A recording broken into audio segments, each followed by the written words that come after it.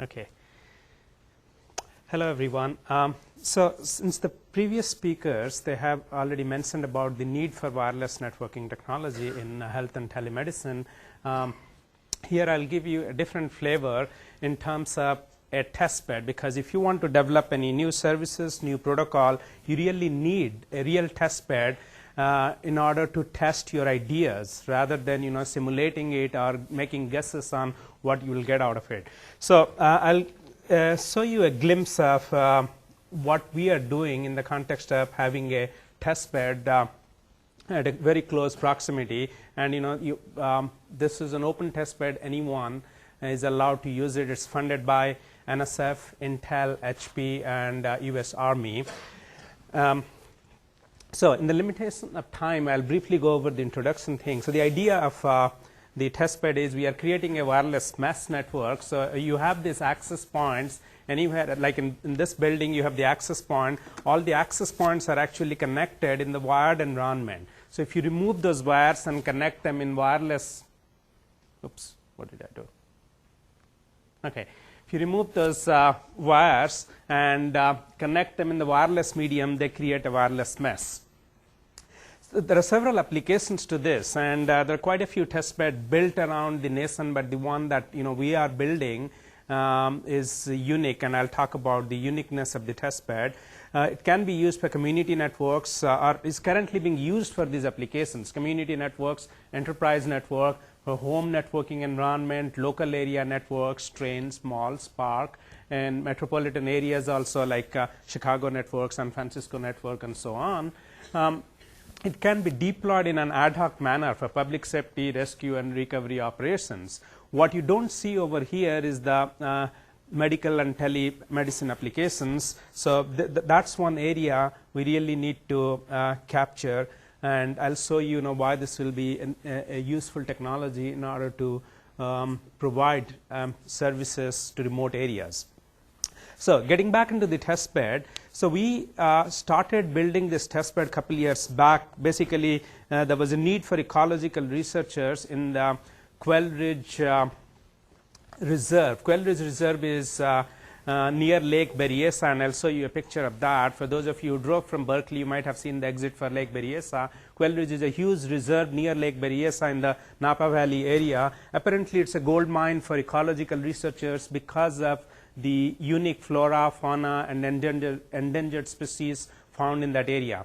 So one of our goals is to provide a network connectivity to those researchers. There are more than 50 groups of researchers from around the world that are looking at different aspects in Quail Ridge area from the ecology standpoint. What was in it for me was this is a unique opportunity and a playground for us to create a real wild area, large scale test bed in order to do our own studies. The distinction over here is this is an area which is far away from anything. All the test beds that you see across the nation, there are probably half a dozen to 1 dozen wireless mesh test bed in the nation. All of them are more or less in the urban areas where you will have lot of interferences from the neighborhood connections. We just scanned through the city of Davis, the small city of Davis, and we found 5,600 access points. So there were more than that even. So in those kind of environment, it's difficult to develop new protocols because you don't know what is happening when. Okay, so to do a fine-grained anatomical study of the networking characteristics, you need a test bed in a very clean in terms of clean spectrum environment. So it helps us in designing and analyzing new network protocols. It complements the urban area test bed, because that's where you'll eventually deploy the technology that you are building. This technology can be used for low-cost remote connectivity to facilitate telemedicine, and this has been already mentioned in the previous two talks. So to give you a glimpse of what we are building over here, so this is a picture of the Quail Ridge area. The Lake Berryessa is onto the side. So to give you an idea of the dimension, top to bottom is about 4 miles. The east to west is 3 miles. The red dots that you see over there, over here is, so far we have deployed 21 nodes. We'll go to probably as high as 30 in the next 6 months. So again, this area has pretty interesting characteristics. The topology varies a lot. The weather varies a lot. There are so many variations that you can test your new protocols, new schemes in different ways. And each and every node, I'll show you real pictures of some of the nodes. Each and every node in here has multiple characteristics. It has multiple radios, multiple antennas. You can support multiple channels. We have multiple protocols also implemented so that you can do a variety of tests. You can configure it any way you want. And the eventual goal is you should be able to configure in many, many ways and run your test bed from anywhere in the world. This is accessible. As we speak, this is accessible from anywhere in the world. You can do measurements sitting anywhere in the world between, let's say, this node and a remote node up there somewhere. And everything that you see in here is wirelessly connected. This is the node where we have utilities available. There's a T1 line drawn from here onto the Davis campus, main campus, and that's where, so everything connects to the internet through the main campus. Above this point, everything you see, it uses a multi-hop wireless communication, and we can expand the range to as far as we can go. Some of the links, again, purposefully we have distributed. Some links are short, some links are long. We sometimes make a hop more than 1.3 miles just to see what happens in long distance communications. We can go further. Again, the key thing over here is the components that are used in here are the same components that you use in, you buy these cheap components that you use for your local connectivity in home networks and others. So really off-the-shelf products, the protocol is in-house developed, and we basically buy embedded systems and cards separately, load Linux into it, do our own things within it. The right hand side, this was when we are starting developing. We had, in the first round, we had only I think 10 or 11 nodes, and this was one snapshot of a topology that we had at that point of time. Now the other thing that that I didn't mention so far is above this point there are no utilities available, so the entire network runs on solar power. Okay, when I say network, it's all the networking devices as well as the sensor devices. Most of the nodes have video sensors and audio sensors. For example, many of these nodes, we have public access. You can go over there, you can connect to a video, you can control the video, move in, zoom out, and some of those videos are very powerful. Sometimes you can see a small bug crawling on a blade of grass about half a mile away. You can see it very clearly. If you don't believe me, go and try. You can access this site from my website. The other interesting thing I didn't mention is this node over here. It's actually a node floating on the water. There's a buoy over there. There's a node which is powered by batteries and water, and it has its own solar panel. The purpose of that is, again, just to have variance in configurability, and also there are some researchers who are analyzing something in the water. I don't know much about that. So they have their own sensors, and we feed that data back to the network in here. So the current status is we have 21 operational nodes. Again, it's not the cost that causes the slow expansion of the network. There are a lot of bureaucratic issues. Since keep in mind this area is restricted area, so for each and every node we need separate permission from the Fish and Game department. So the bureaucratic process takes longer than the actual deployment of the network. And we have seen, given the fact that we go really long distance, multi-hopping, and entirely in the wireless environment, the bandwidth that we are getting from this off-the-shelf products are somewhere up to 2 to 25 Mbps. And you can see the quality of videos. We have, if you go to the website of QueryNet, I use QueryNet for Quell-Ridge Wireless Mesh Network. If you go to the site, you can stream video from a single hop connectivity, from double hop connectivity and triple hop connectivity, and so on. So you can see how the quality differs, and we are working a lot on improving our provisioning high quality service from this networks. Somewhat we are in some of our work, we are using this DipServ concept that was mentioned in the first talk. So as I said, we have lot of configuration available, multiple radios, multiple antennas, multiple channels. We support multi-rate transmissions in a multi-hop setup. Again, another nice thing is we really don't have to simulate any workload over here, because this is being used by the researchers. So there is workload already in there. Real traffic workload is there to test our new protocols or any new applications that we'll develop along the way. We are collecting a huge amount of data.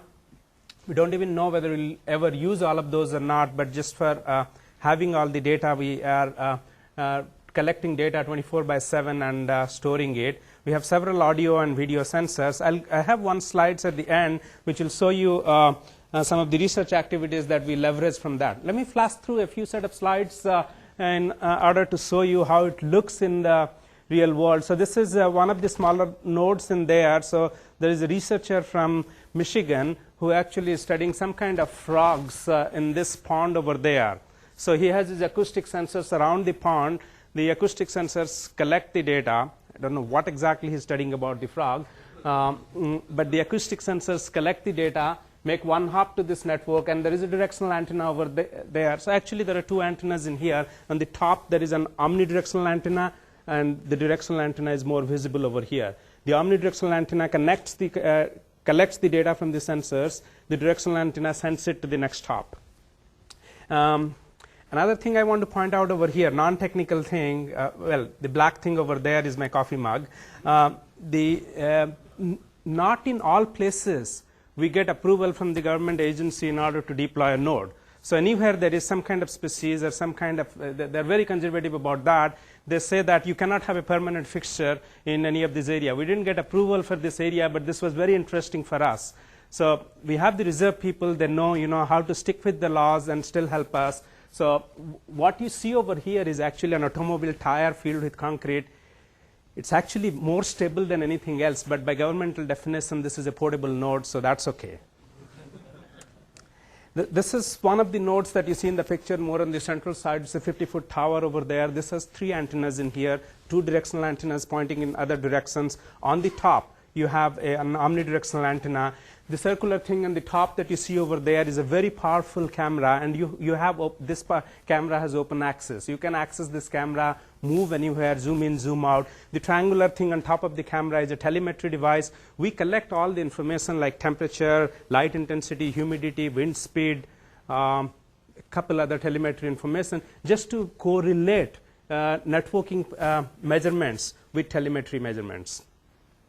Again, everything that you are seeing over here, including the cameras, the telemetry devices, everything runs on solar power. Here, these are again, I'll flash through a few other sites that we have. We have 21 of those up and running as we speak.